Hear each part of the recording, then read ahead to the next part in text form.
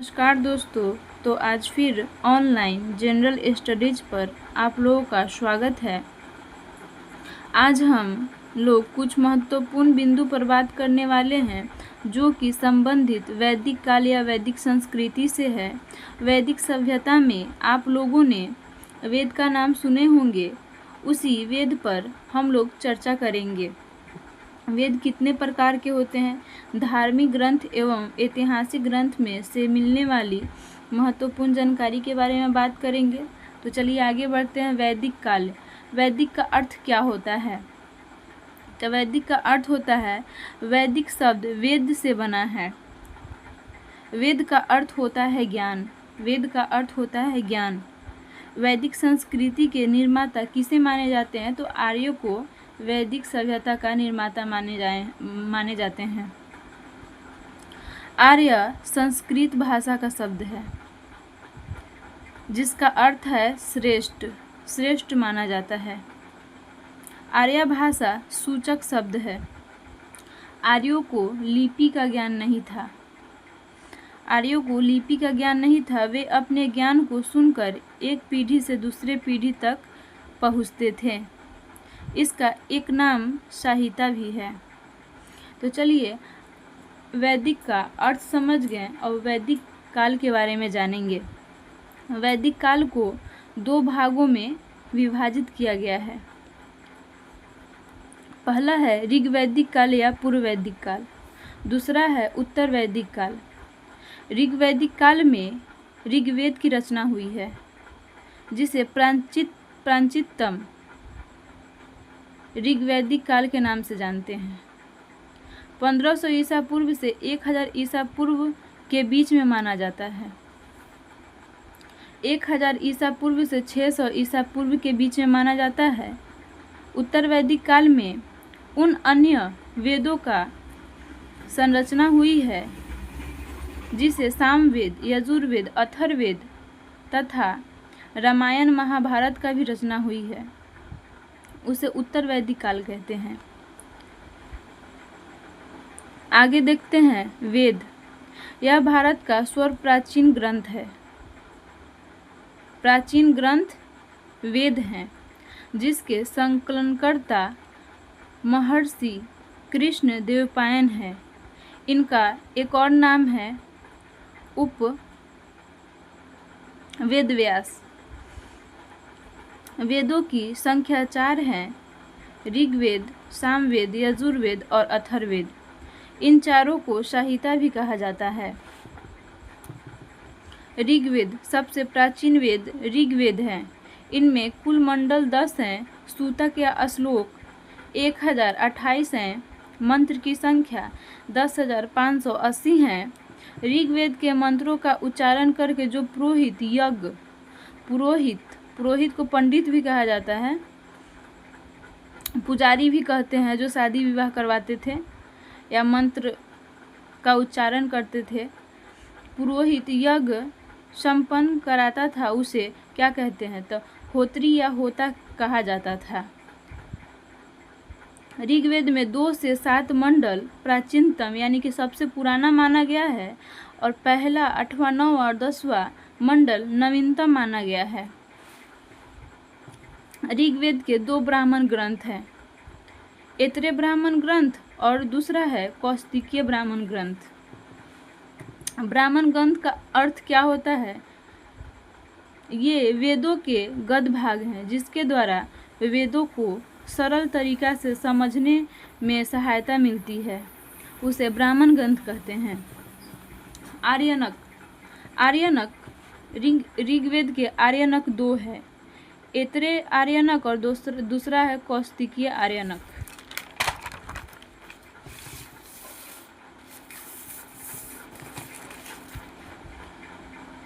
आर्यनक का अर्थ क्या होता है? आर्यनक उस ब्राह्मण ग्रंथों को कहा जाता है जिसकी रचना वनों में हुई है। आर्यनक की संख्या कितनी है? 7 है। उपनिषद, ऋग्वेद के उपनिषद 2 है, ऐतरेय उपनिषद और दूसरा है कौस्तिकीय उपनिषद। उपनिषद का अर्थ क्या होता है? जिस ज्ञान को छात्र गुरु के पास बैठकर ज्ञान सीखता था उसे उपनिषद कहते हैं। उसे उपनिषद कहते हैं। उपनिषद की संख्या कितनी थी?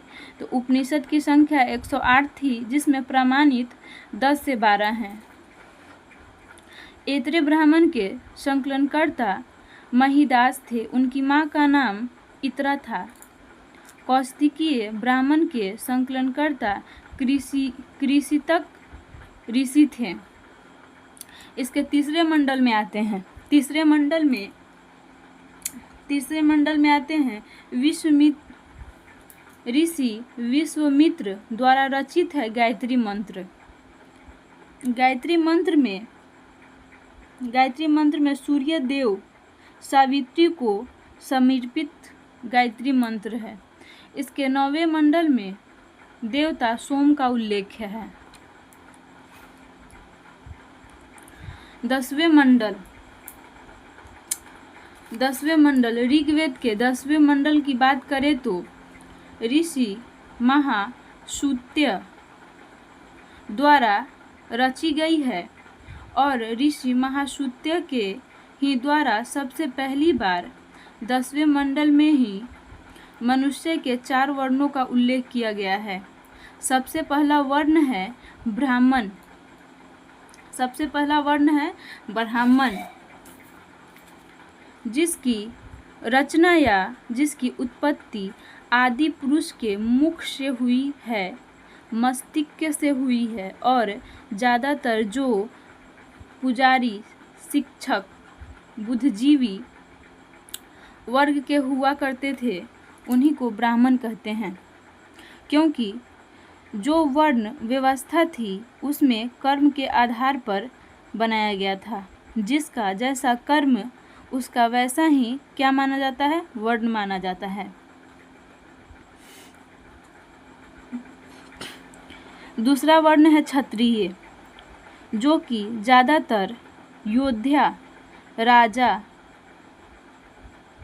प्रशासक हुआ करते थे। उसकी उत्पत्ति भुजाओं से हुई है, उसे क्षत्रिय कहते हैं। तीसरा वर्ण है वैश्य। वैश्य वर्ण कहलाता था जो कृषिविद, व्यापारी, किसान हुआ करते थे। उनकी उत्पत्ति जांघ या जंघाओं से हुई है, उसे वैश्य कहते हैं। शूद्र श्रमिक, मजदूर, कारीगर हुआ करते थे। उनकी उत्पत्ति चरणों से हुई है, उसे शूद्र कहते हैं। वैदिक दृष्टिकोण से मानव के 4 सामाजिक कर्तव्य हैं: कर्म, अर्थ, धर्म और मोक्ष। वैदिक मंत्रों या भजनों का मुख्य संग्रहण संहिता कहलाता है। ऋग्वैदिक आर्यों की सबसे पवित्र नदी सरस्वती को माना गया है। ऋग्वेद के नदी सूतक में 21 नदियों का उल्लेख है।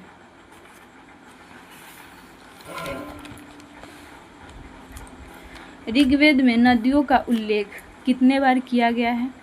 गंगा नदी का उल्लेख 1 बार किया गया है। यमुना नदी का उल्लेख 3 बार किया गया है। सिंधु नदी का उल्लेख सर्वाधिक बार यानी कि बहुत बार किया गया है। जन शब्द का उल्लेख 275 बार किया गया है। विश्व शब्द का उल्लेख 170 बार किया गया है। विधत शब्द का उल्लेख 122 बार किया गया है। और समिति का उल्लेख 9 बार किया गया है। सभा का उल्लेख 8 बार किया गया है।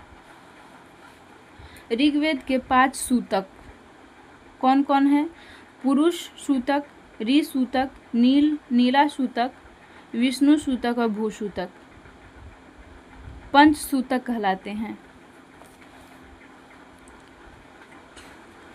ऋग्वेद का उपवेद आयुर्वेद को माना जाता है।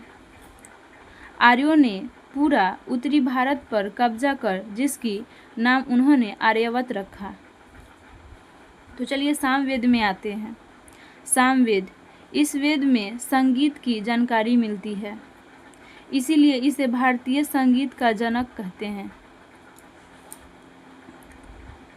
जैसे कि आप लोगों को बताए हैं कि ऋग्वेद में पुरोहित के नाम, तो जो सामवेद में गाते थे संगीत या मंत्र का उच्चारण करते थे, उन्हीं को पुरोहित कहा गया है। पुरोहित, सामवेद में पुरोहित को उद्गाता कहा गया है। मंत्रों का संख्या है 549। इनके उपवेद भी हैं, जैसे कि ऋग्वेद का उपवेद है वैसे ही सामवेद का उपवेद है। गंधर्ववेद इनका उपवेद है। इसका ब्राह्मण ग्रंथ है तांडव और जौमिकी।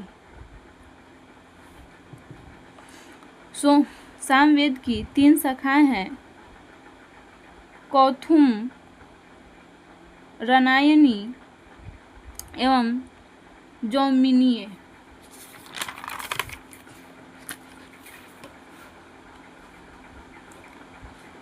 यजुर्वेद, यह एक ऐसा वेद है जो गद्य एवं पद दोनों से रचित है। इसका उपवेद है धनुर्वेद। इनके पुरोहित है अध्वर्यु। इसके ब्राह्मण ग्रंथ है शतपथ ब्राह्मण ग्रंथ या तैत्तिरीय ब्राह्मण ग्रंथ भी होता है। अब आते हैं अथर्ववेद। यह वेद सबसे बाद में लिखा गया है। इसे आधुनिक वेद भी कहते हैं। इस वेद में जादू, टोना, तंत्र मंत्र, चिकित्सा, विवाह तथा प्रेम का उल्लेख है। अध्याय की संख्या कितनी है तो 20 है। सूतक की संख्या कितनी है तो 731 है। इसमें मंत्र की संख्या कितनी है तो 6000 मंत्र है। अथर्ववेद का उपवेद क्या है तो शिल्पवेद है। इनके पुरोहित को क्या कहा जाता है तो ब्राह्मण पुरोहित कहा जाता है। इनके ब्राह्मण ग्रंथ कौन है तो गोपथ ब्राह्मण ग्रंथ है। अगर ये वीडियो अच्छी लगी हुई हो तो लाइक करें, सब्सक्राइब करें और कमेंट करें। धन्यवाद।